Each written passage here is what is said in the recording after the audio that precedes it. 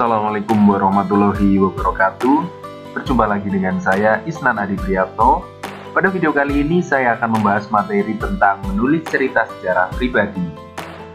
Seperti kita ketahui bersama, cerita dalam novel sejarah mengambil latar belakang peristiwa sejarah yang benar-benar terjadi, lalu direkonstruksi menurut sudut pandang pengarang. Tahapan menulis cerita sejarah sama seperti menulis jenis cerita fiksi yang lain.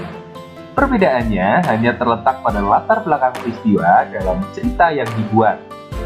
Cerita sejarah tentu saja harus mengandung unsur sejarah. Misal cerita yang dibuat mengambil latar waktu tahun 70-an. Cerita yang dibuat mengangkat peristiwa yang terjadi pada tahun 2000-an, atau yang lain sebagainya. Setiap tulisan, baik fiksi maupun non-fiksi, berawal dari sebuah ide atau gagasan. Dari mana ide tersebut didapatkan? Ide sebuah tulisan, dalam hal ini cerita fiksi, dapat kita peroleh dari mana saja. Bisa dari pengalaman pribadi, orang lain, catatan sejarah, pengamatan terhadap lingkungan sekitar, imajinasi, dan lainnya. Misalnya Pramudia Anantatur, yang memadukan antara catatan sejarah, pengalaman pribadi, pengalaman orang lain, dan imajinasinya sebagai ide dasar novel atau tulisan yang dibuatnya. Banyak pengarang ternama yang menghabiskan waktu dalam proses kreatifnya untuk menemukan ide dan mengembangkannya. Misalnya Andrea Hirata, penulis novel Laskar Pelangi, Sang Pemimpi, Endensor, 11 Patriot, dan masih banyak yang lainnya. Andrea Hirata menggunakan 90% waktunya untuk melakukan riset dan 10% waktunya untuk menulis atau menuangkan hasil riset menjadi sebuah cerita. Tidak heran, beliau hanya butuh waktu beberapa minggu saja untuk menulis sebuah novel. Riset dilakukan sebagai cara untuk memperoleh informasi atau permasalahan yang nantinya dikembangkan menjadi sebuah cerita atau tulisan. Riset dapat dilakukan dengan cara membaca buku atau yang sejenis, melakukan wawancara, melakukan pengamatan, dan lainnya.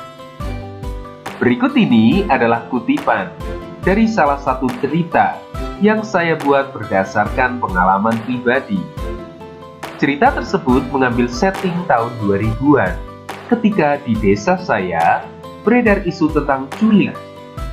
Isu culik menjadi dasar cerita, dengan berbagai penambahan, pengurangan, dan perubahan bervariasi dari berbagai aspek, seperti konflik, latar, serta tokoh dan penokohan.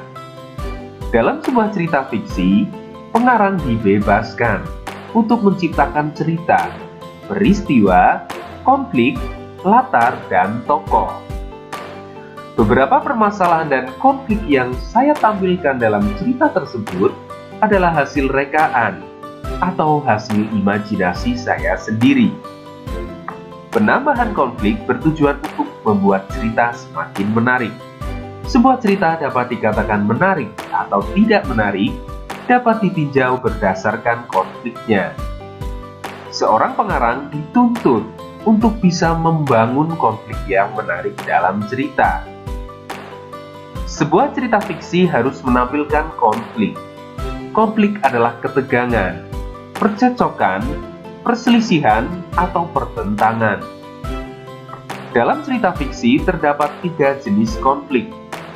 Pertama, konflik antar sesama tokoh, atau konflik yang terjadi antar tokoh dalam cerita. Konflik jenis ini dibagi menjadi 2 jenis, yaitu konflik fisik dan ide.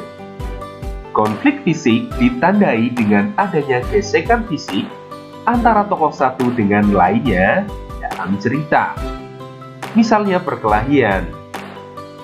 Konflik ide ditandai dengan adanya perdebatan yang terjadi karena perbedaan ide antara satu tokoh dengan tokoh yang lain. Kedua, konflik batin atau konflik yang terjadi dalam diri tokoh. Biasanya ditandai dengan adanya pergolakan dalam batin tokoh. Ketiga, konflik dengan lingkungan atau alam. Konflik ini terjadi karena faktor lingkungan atau alam. misalnya bencana alam yang menimpa tokoh dalam cerita. Sebelum mengembangkan ide menjadi sebuah cerita, kita pahami terlebih dahulu struktur alur cerita. Alur atau plot adalah urutan kejadian atau rangkaian peristiwa yang memiliki hubungan sebab akibat atau kausalitas.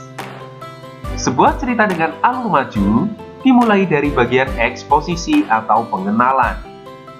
Pada bagian ini, kita bisa mengenalkan tokoh dan penokohan, pengenalan latar, dan pengenalan masalah. Berikutnya, komplikasi atau perumitan. Pada bagian ini, kita bisa memunculkan persoalan-persoalan yang menambah rumit masalah yang dihadapi oleh tokoh. Selanjutnya, klimaks atau puncak konflik. Pada bagian ini, disajikan konflik dengan intensitas paling tinggi. Bagian ini adalah bagian yang paling seru atau menegangkan dalam cerita. Misalnya dalam cerita peperangan, bagian ini berisi penentuan tentang siapa yang jadi pemenang, yang bajik atau yang batil. Berikutnya, antiklimaks atau penyelesaian. Pada bagian ini, konflik yang dihadapi oleh tokoh utama mulai mereda. Untuk menurunkan intensitas konflik, kita bisa memunculkan solusi untuk menyelesaikan konflik yang muncul sebelumnya. Terakhir, resolusi atau hasil akhir cerita.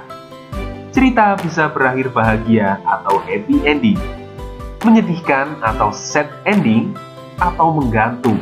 Pembaca dibebaskan untuk menafsirkan akhir cerita. Ada juga yang menyebut bahwa struktur cerita atau tahap perkembangan alur cerita dimulai dari orientasi, pengungkapan peristiwa, menuju konflik atau rising action, puncak konflik atau turning point, penyelesaian atau evaluasi, dan koda. Durasi atau panjang pendeknya cerita adalah wewenang pengarang. Cerita bisa menampilkan peristiwa yang terjadi selama 1 jam, beberapa hari, bulan, bahkan tahun. Cerpen memiliki durasi cerita yang lebih singkat dibandingkan novel. Ketika menulis cerita fiksi, pengarang perlu menghadirkan tokoh untuk membawakan alur cerita. Tokoh adalah pelaku dalam cerita. Berdasarkan pentingnya tokoh dalam cerita fiksi, tokoh dibedakan menjadi 2, yaitu tokoh utama dan tokoh tambahan. Tokoh utama adalah tokoh yang diutamakan penceritaannya atau paling banyak diceritakan dan menentukan perkembangan alur cerita secara keseluruhan. Tokoh tambahan adalah tokoh yang sesekali atau beberapa kali dimunculkan dalam cerita. Berdasarkan perannya, tokoh dalam cerita dibagi menjadi 2, yaitu tokoh protagonis dan tokoh antagonis.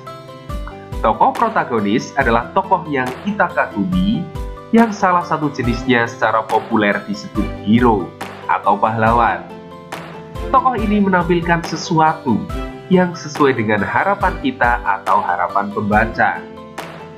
Tokoh antagonis adalah tokoh yang berlawanan atau beroposisi dengan tokoh protagonis secara langsung atau tidak langsung, baik fisik maupun batin.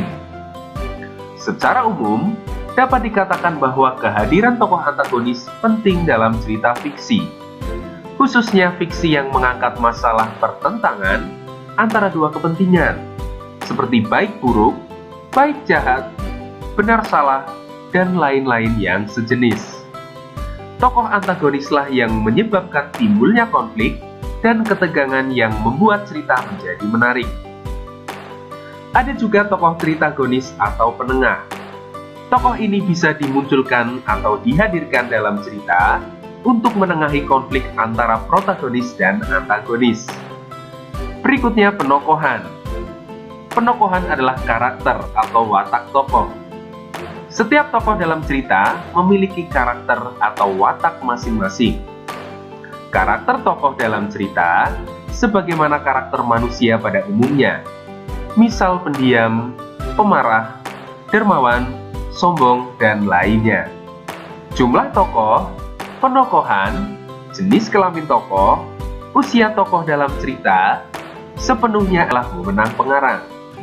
Tentu, setiap pengarang memiliki pertimbangan masing-masing. Berikutnya sudut pandang, yang disebut juga dengan point of view atau viewpoint. Sudut pandang adalah bagaimana pengarang menempatkan diri dalam cerita.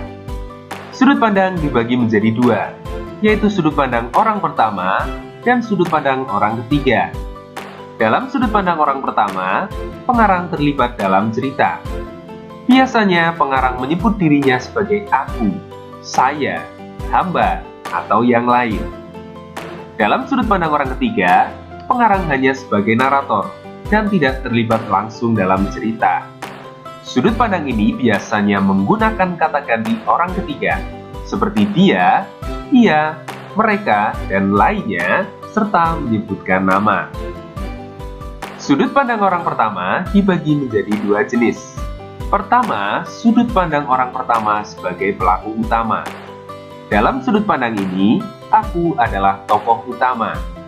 Kedua, sudut pandang orang pertama, tokoh sampingan. Dalam sudut pandang ini, aku bukan sebagai tokoh utama dalam cerita. Biasanya, terdapat tokoh lain sebagai tokoh utama. Sudut pandang orang ketiga juga dibagi menjadi dua, yaitu sudut pandang orang ketiga serba tahu dan sudut pandang orang ketiga pengamat atau terbatas. Dalam sudut pandang orang ketiga serba tahu, pengarang sebagai narator mengetahui segalanya tentang tokoh, mulai dari yang tampak hingga yang tak tampak, seperti watak, apa yang dirasakan tokoh, apa yang dipikirkan tokoh, masa depan tokoh, dan lainnya. Sedangkan dalam sudut pandang orang ketiga pengamat atau terbatas, pengetahuan pengarang sebagai narator terbatas pada apa yang tampak dari tokoh. Pengarang tidak mengetahui masa depan tokoh, apa yang dirasakan oleh tokoh, atau apa yang dipikirkan tokoh. Pengarang diberi kebebasan dalam menentukan sudut pandang dalam cerita yang dibuatnya.